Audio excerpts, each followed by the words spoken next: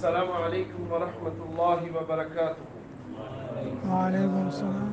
پارہ نمبر 19 سورۃ الفرقان، آیت نمبر 43، آیت نمبر 43۔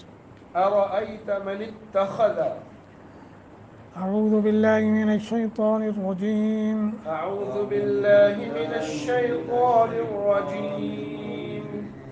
ارأیت ارأیت من اتخذ من اتخذ من من اتخذ الہہ ہواہ إلهه هواه افأنت أفأنت تکون علیہ وکیلا تكون عليه وكيلا ام تحسب أم تحسب ان اکثرهم أن أكثرهم يسمعون او يعقلون يسمعون أو يعقلون ان هم إن هم الا كالانعام إلا كالأنعام بل هم بل هم اضل سبیلا أضل سبيلا۔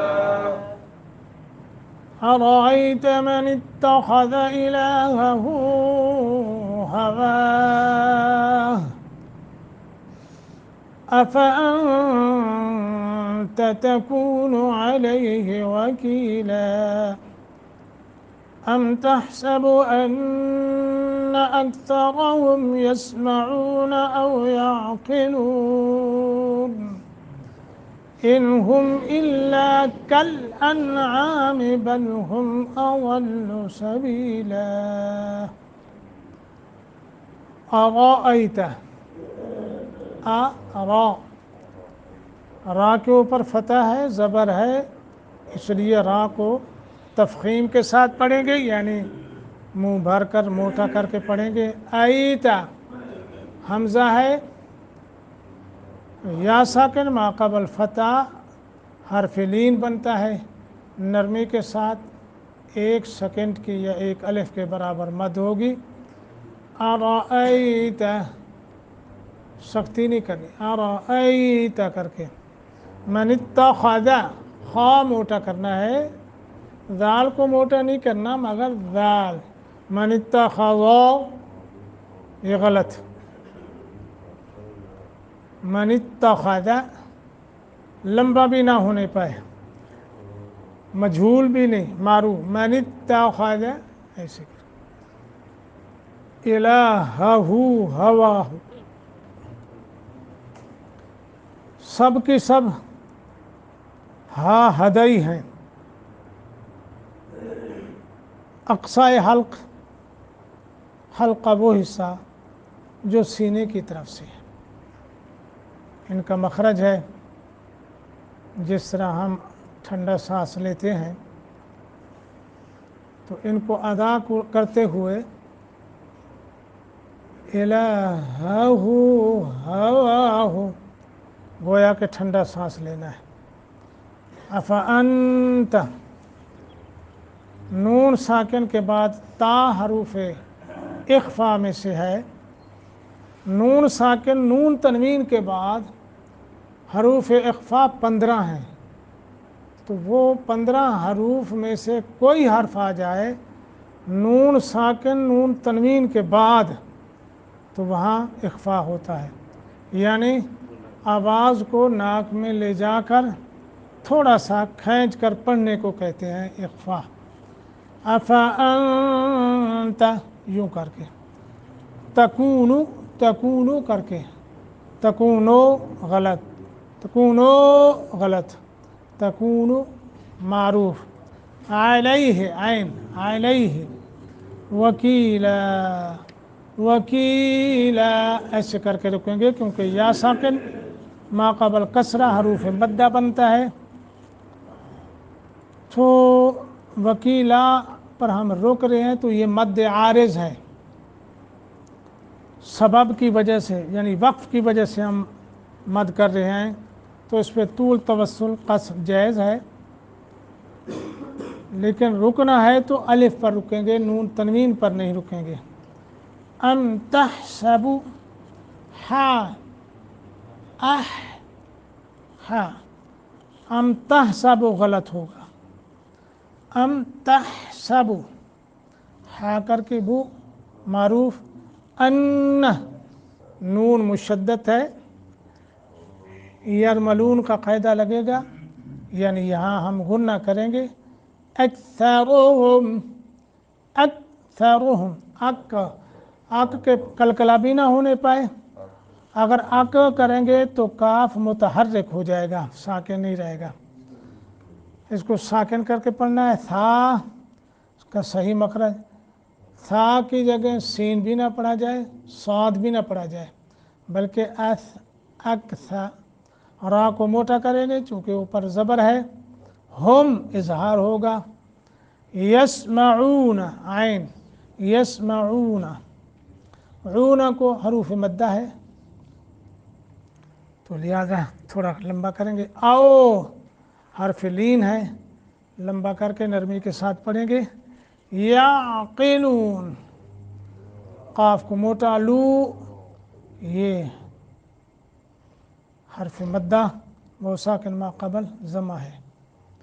انہم، نون ساکن کے بعد ہا حروف حلقی میں سے ہے، لمبا نہیں کریں گے، اظہار کریں گے. یعنی انہم، نون ساکن اور نون تنوین کے بعد حروف حلقی 6 ہیں جن کا مجموعہ ہے کیا جی؟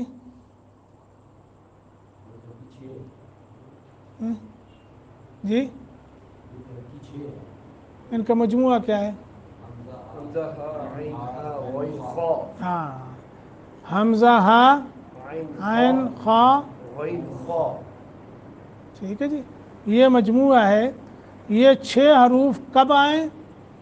جب پیچھے نون ساکن تنوین ہو. پیچھے نون تنوین آ جائے یا نون ساکن 2 زبراں والا، تو آگے یہ حرف آ جائے تو پھر وہاں کیا ہوگا؟ اظہار ہوگا، غنہ نہیں ہوگا. اب دیکھیے ان، نون ساکن پہلے آ گیا، ہم ہا حروف حلقی میں سے ہے بعد میں آ گیا تو بن گیا انہم. انہم یہ انتہا غلط ہوگی. الا مضبوطی کے ساتھ تھوڑا لمبا کریں گے. کل انعام، اکثر یہاں غلطی کیا ہوتی ہے؟ کل انعام، کل کل تو لام ساکن نہیں رہا، متحرک ہو گیا. کل انا اکثر آپ سنتے ہیں، غور کریں، جو نماز پڑھانے والے امام ہوں نا وہ پڑھیں گے انعمت انعمت. انا یہ غلط ہے. انعمت انعمت، یہ غور کرنا. تو کل انعام، کل ان ساکن ہوئے کہ نہیں؟ آنا کرنے سے تو نون تنوین اپنا متحرک ہو جائے گا. لہذا کل انعام. بل ہم، بل ہم نہیں ہے، بل ہم اظہار ہوگا. اضل، زاد کو موٹا. سبیلا، بی حروف مدہ ہے. لا، ہم یہاں وقف کر رہے ہیں تو نون تنوین کو اڑا دیں گے، الف پہ رکیں گے. طول، توسط، قصر تینوں جائز ہیں. اضل سبیلا، سبیلا سبیلا تینوں جائز. ارائیتا، کیا آپ نے دیکھا؟ من اتخذ، اس شخص کو جس نے بنا لیا الہہ، اپنا معبود، ہواہ، اپنی خواہش کو. افانت، کیا پھر آپ تکون ہیں علیہ اس کے وکیلا نگران. ام کیا تحسب آپ گمان کرتے ہیں، انا کہ بے شک، اکثرہم ان کے اکثر، یسمعون سنتے ہیں، او یا یعقلون سمجھتے ہیں، ان نہیں ہیں ہم وہ الا مگر کل انعام چوپایوں کی طرح ہی، بلکہ ہم وہ اضل زیادہ گمراہ ہیں، سبیلا باعتبار راستے کے۔ ارأیت من اتخذ الہہ، یہ ایک فطری بات ہے میرے دوستو بزرگوں، اہل ایمان کی جماعت، کہ کفار کا رسول اللہ صلی اللہ علیہ وسلم کو مذاق کا نشانہ بنانا اور اپنے باطل معبودوں کی عبادت پر ڈٹے رہنا آپ صلی اللہ علیہ وسلم کے لیے سخت تکلیف دہ معاملہ تھا۔ پیچھے آپ نے پڑھا، یاد ہوگا کہ رسول اللہ صلی اللہ علیہ وسلم کی شدید خواہش تھی کہ سب کے سب ایمان والے ہو جائیں، سب کے سب کیا ہو جائیں؟ مومن ہو جائیں۔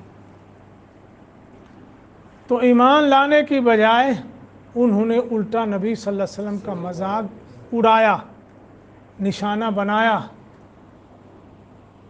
آپ کی تحقیر۔ ہاں جی، تو یہ معاملہ بڑا تکلیف دہ تھا کہ باطل معبودوں کی عبادت پر اتنے وہ تھے عقیدت کی وجہ سے۔ کل ہم نے پڑھا تھا نا، یہ صرف عقیدت کی وجہ سے، ہٹ دھرمی، ضد، اندھی تقلید، اللہ محفوظ فرمائے۔ یہ اندھی تقلید جو ہے نا جی، بندے کو صراط مستقیم پر نہیں رہنے دیتی۔ اس کے سامنے اللہ کی قرآن کی نص آ جائے، رسول اللہ صلی اللہ علیہ وسلم کے فرمان کی نص موجود ہو، متن اور معنی کے اعتبار سے کوئی کسی قسم کی ایک رتی بھر بھی کمزوری نہ ہو، مگر اندھا مقلد جو ہے وہ اس کی طرف نہیں آئے گا، جس کی وہ تقلید کر رہا ہے وہ اس کو نہیں چھوڑے گا۔ بہرحال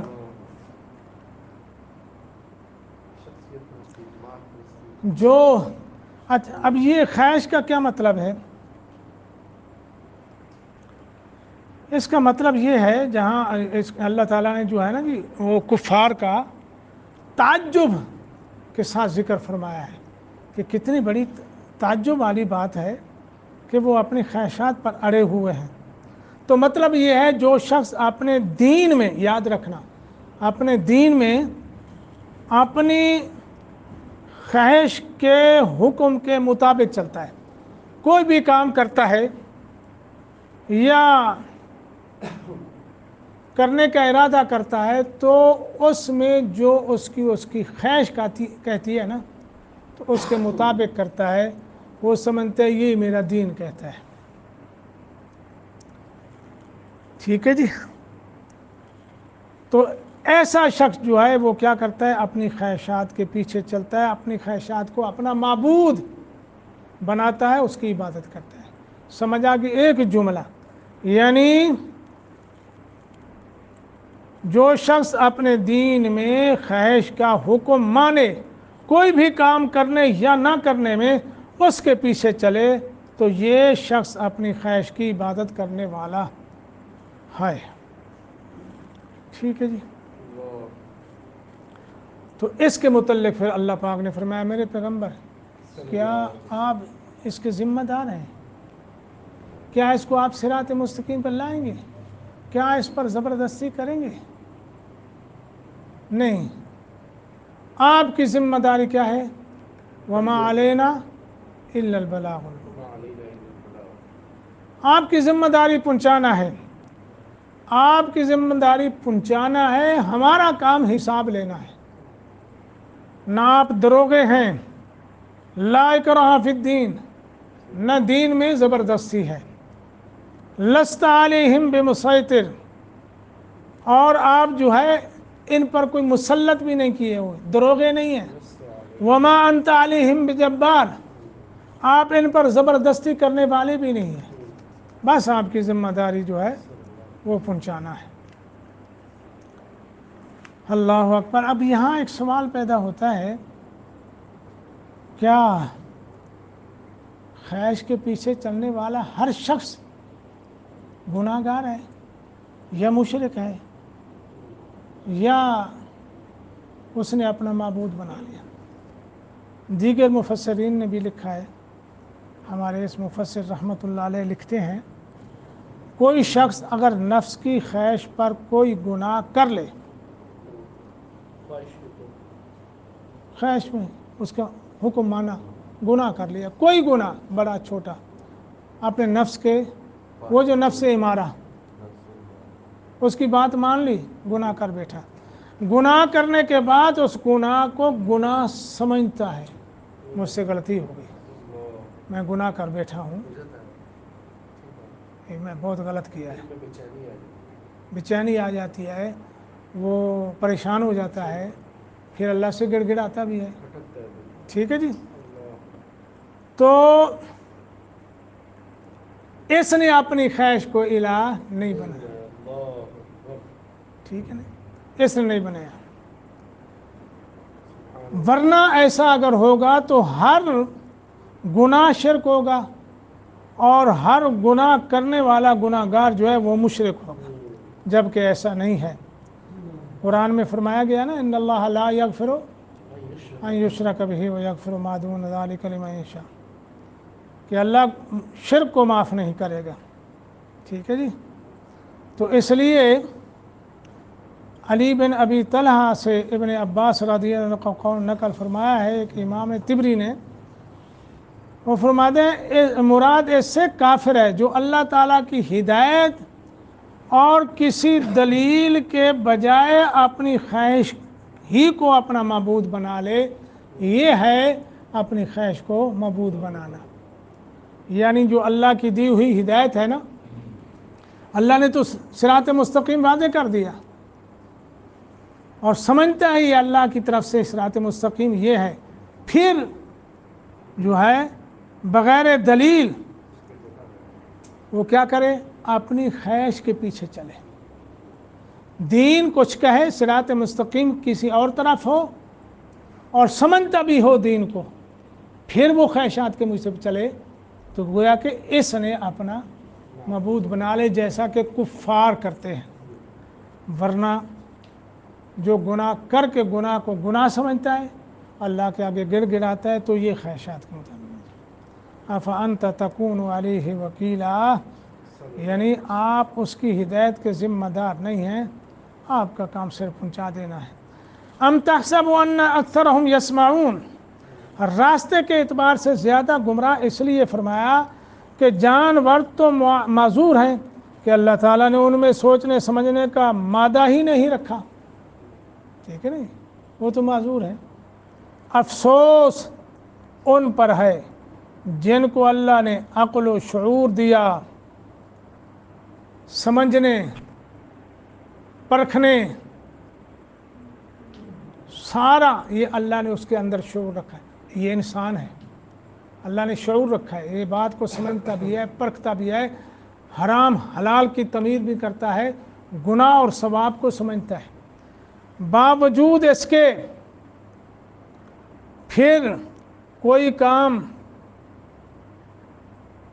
ایسا نہیں کرتا کہ جو اسلام کے مطابق ہو، پھر بھی خواہشات کے مطابق چلتا ہے، ٹھیک ہے، یا کر بھی لیتا ہے تو وہ قرآن و سنت کے خلاف کرتا ہے، ٹھیک ہے جی۔